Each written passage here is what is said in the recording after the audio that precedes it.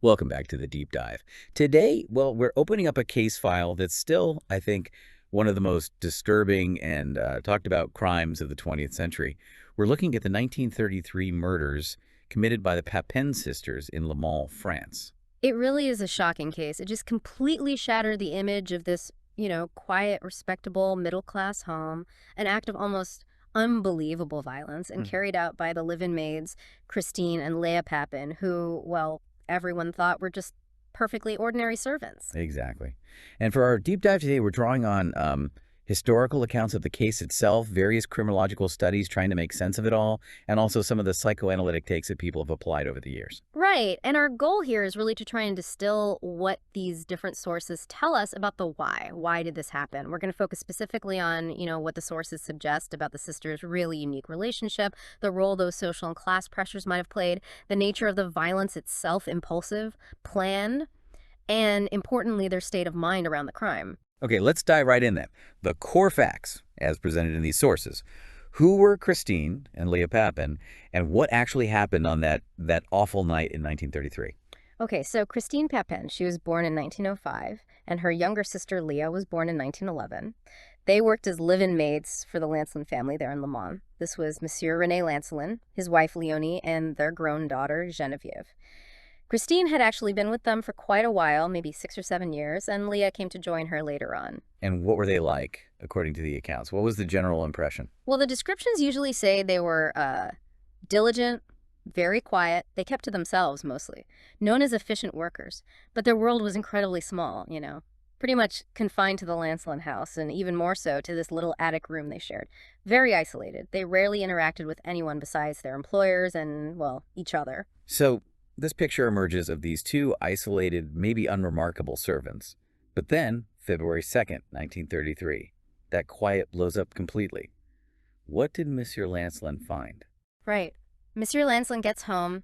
The house is dark, silent, and he can't get in. Uh, He ends up having to get the police. They force the door open, and what they found upstairs was just horrific. The bodies of Madame Leonie Lancelin and her daughter Geneviève. And the sources, they don't shy away from the graphic details of the attack. No, they don't. They describe it as a frenzied and brutal attack. Really extensive injuries inflicted with several household items, a kitchen knife, a hammer, even a heavy pewter pot was mentioned. And one detail that always stands out, it's deeply disturbing, is that the eyes of both women had been gouged out. Just horrific. And the perpetrators, they weren't strangers. No, not at all. Christine and Leah were found right there in their own attic room. Apparently, they offered no resistance. They confessed immediately when the police arrived. Some sources record Christine saying something like, "We defended ourselves, that's all," and Leah backing her up, "Yes, it was us." Just this immediate, calm admission after such savagery. It was profoundly unsettling for everyone involved. That composure, yeah, it's baffling. Especially when you contrast it with the sheer ferocity of the act. Okay, let's shift a bit and look at the sisters' background because the sources are clear. Their childhood was anything but stable. Oh, absolutely. Their history, it really paints a picture of significant hardship, instability. Their father was apparently an alcoholic, abusive, and there are mentions in some sources, disturbing rumors about possible sexual abuse involving their older sister, Amelia. She later became a nun. Now, these rumors weren't proven in court or shown to directly influence this case's outcome, but they're part of that background story. A really troubled start in life. It really was. The parents separated, and the sisters, Christine and Leah, they spent a lot of time sort of shuffled between different orphanages and institutions. Yeah. And this shared experience, this turbulence, it seems to have forged this extraordinarily intense, almost you could say, exclusive bond between them. It likely stemmed from this deep sense of insecurity about the world outside. So their bond, it wasn't just like sisterly closeness, it was more of a survival thing, Yep. born from that instability. That's the strong implication you get from the sources, yes. Their relationship became their refuge, really, their only source of security in what probably felt like a very harsh, unpredictable world. And when you look at the dynamic between them, Christine is almost always described as the dominant one, maybe more intelligent, more forceful, while Leia comes across as more passive, subservient, perhaps less emotionally strong. This dominant submission thing within their intense closeness, it's really a critical piece here. And their isolation, it wasn't just being stuck in a small room, it was social too. Precisely. They were cut off. That shared attic room, it wasn't just where they slept. It basically became their whole universe. And that kind of isolation, it doesn't just strengthen a bond, it can create this like closed psychological loop where their own shared ideas, maybe grievances, they could just grow and magnify without any outside reality check. Okay, let's go back to that evening. The sources seem to point to something really mundane as the immediate trigger. Yeah, the reports generally indicate there was a power outage that night, and it was apparently traced back to a faulty electric iron that the sisters were supposed to have dealt with. They'd been asked to repair it previously, it seems. So the spark literally was a broken iron. Seems like it. A really ordinary household object right at the heart of it. Right. So when Madame Lancelin and Genevieve got home, found the house dark, they confronted the sisters about the power, about the iron. And while we don't know the exact words exchanged, everyone pretty much agrees this confrontation was the ignition point, the final straw, maybe. And from that small argument, the violence just exploded. Incredible speed, incredible ferocity. The attack was just shockingly brutal. As we mentioned, the knife, the hammer, the pot, the sheer level of violence, it really suggests this wasn't some carefully laid plan, but more like a sudden explosive release of, well, everything that had been building up. The injuries were so extensive, it points to a total loss of control, a rage that went way beyond just, stopping their employers. And then there's Christine's very bizarre statement later about the eye gouging. Right. Christine later claimed that Madame Lancelin had actually ordered her to gouge out her own eyes. This kind of confused, contradictory statement, it's often highlighted in the sources as maybe indicating her state of mind, possibly suggesting a real break from reality or a deeply distorted view of what was happening. After the murders, they didn't run. What did they actually do? The accounts generally say they locked the doors, they cleaned themselves up, they washed the weapons, and then they just went back to their attic room. When the police found them, they were reportedly just huddled together in their bed. Again, that image is just so strange. The horror, then cleaning up, then huddling together, almost like children seeking comfort. It really adds layers to the psychological puzzle, doesn't it? Their actions after the crime are almost as baffling as the crime itself. So the case went to trial, and their mental state, that was obviously a huge point of contention. Oh, absolutely. Psychiatric evaluations were key. Experts debated back and forth about their sanity. But, under the legal standards of the time, they were ultimately found legally sane, fit to stand trial, which basically meant the law considered them responsible for what they did. So what were the main arguments presented at the trial? How did people try to explain it then? Well, the prosecution tended to frame it as a cold, calculated, brutal act, maybe revenge, maybe driven by class hatred.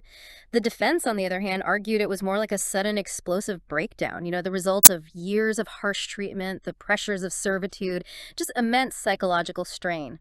They argued for something like reactive psychosis, or at least diminished responsibility, suggesting their ability to control themselves was severely impaired at that moment. And their relationship, that intense closeness, that became a real focus, didn't it? Especially later on. Definitely. The nature of their extremely close, almost exclusive relationship was put under the microscope. And the concept of folie à deux, shared psychotic disorder, that became a really dominant way of looking at it, particularly in analysis after the trial, even if it wasn't a formal diagnosis used in court back then in the way we understand it now. This idea that their shared isolation and intense bond could lead to shared delusions, shared madness, it was central to trying to understand their behavior. And Christine was generally seen as the leader in that dynamic. Yes, the sources pretty consistently portray Christine as the dominant sister, more forceful, with Léa seeming to just follow her lead, almost like her own personality was swallowed up by Christine's. Which is reflected in the sentencing, too. Christine got a much harsher sentence. That's right. Christine was initially sentenced to death, though it was later commuted to life imprisonment with hard labor. Léa, viewed as perhaps less culpable, more of an accomplice, she received 10 years of hard labor. Okay, let's use these sources now to really try and get deeper into the why. Psychologically speaking, what does that intense symbiotic relationship tell us? Well, according to the sources, this bond is maybe the single most striking psychological aspect. It wasn't just being close, it seems there was a real blurring of identities. Especially for Léa, perhaps. Her sense of self appears to have become deeply wrapped up in Christine's. And in that kind of closed system, you sort of lose the separation you need for independent thinking, for perspective. And that's where the folia do idea really comes in strongly. Exactly. You can think of it like a closed feedback loop. In their extreme isolation, any kind of distorted idea or maybe delusion held by one sister, especially the dominant one, Christine could be instantly sort of validated and amplified by the other. There were no outside voices, no reality checks. It allowed their shared reality to potentially drift, maybe terrifyingly, away from the norm. It explains how these distorted beliefs, maybe a sense of persecution, could be passed back and forth and just become their shared truth. So that difficult childhood, the trauma, it wasn't just like background noise. It was fundamental in creating this specific bond and their vulnerability. Oh, absolutely. The sources explicitly connect that unstable history, the orphanages, the potential abuse, the parental separation to deep-seated attachment issues. And that could easily translate into profound mistrust and hostility towards authority figures, or really anyone outside their little two-person world.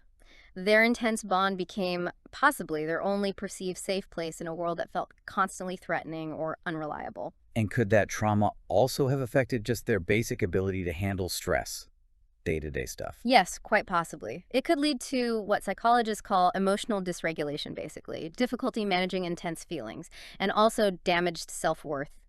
These underlying vulnerabilities, they could definitely fuel resentment towards people they saw as having power over them, like their employers, who maybe represented the stability they never had. Which leads us right into those social and class pressures. That master-servant dynamic back then was inherently unequal, wasn't it? It was incredibly rigid, a very hierarchical system.